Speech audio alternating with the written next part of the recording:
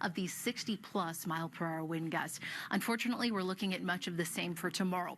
I anticipate the winds not being quite as bad for the foothills, but around the I-25 corridor and off to the eastern plains, another day with high fire danger, 10 to 6, and wind gusts will be upwards of about 55 to 60 miles per hour. You wouldn't notice outside. I mean, it looks pretty good. We have mostly cloudy skies draped across downtown Denver, but the winds will slowly simmer tonight before they ramp back up again tomorrow.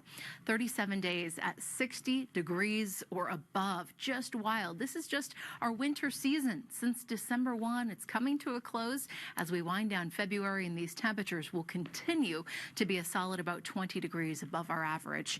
Low 70s up and down the urban corridor. This afternoon, we were in the 80s in Pueblo, La Junta, Lamar, with 40s and even a few spots in the 50s up in the mountains. Looking at that climate calendar, this, my friends, is where we should be. 48 and 21. Not in the cards for us today.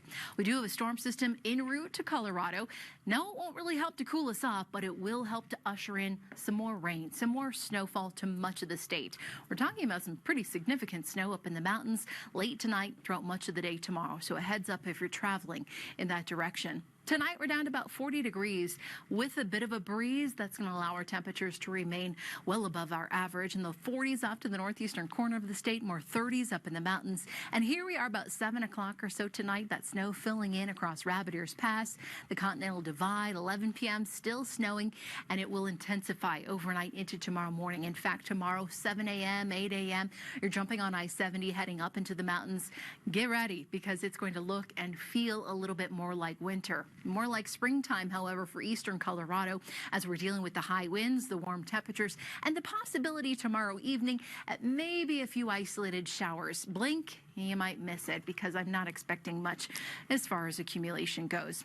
Rain, that is. Snow up in the mountains, a different story. We have a winter weather advisory in purple, 4 to 8 inches around Vail through Summit County, 8 to 16 for the Front Range Mountains, and then 10 to 20 up there in and around parts of Rabbit Ears Pass. So looking at the hour-by-hour forecast, all about the wind, all about the heat. Tomorrow, temperatures will remain below record-setting territory, but still quite warm for this time of the year in the 70s. Off to the eastern plains, up through the foothills, we should hold in the 40s, low 50s around Estes Park. Super 7-day forecast. We'll keep it in the 60s the rest of the work week, and this is the way we wind down February at 68. Should be a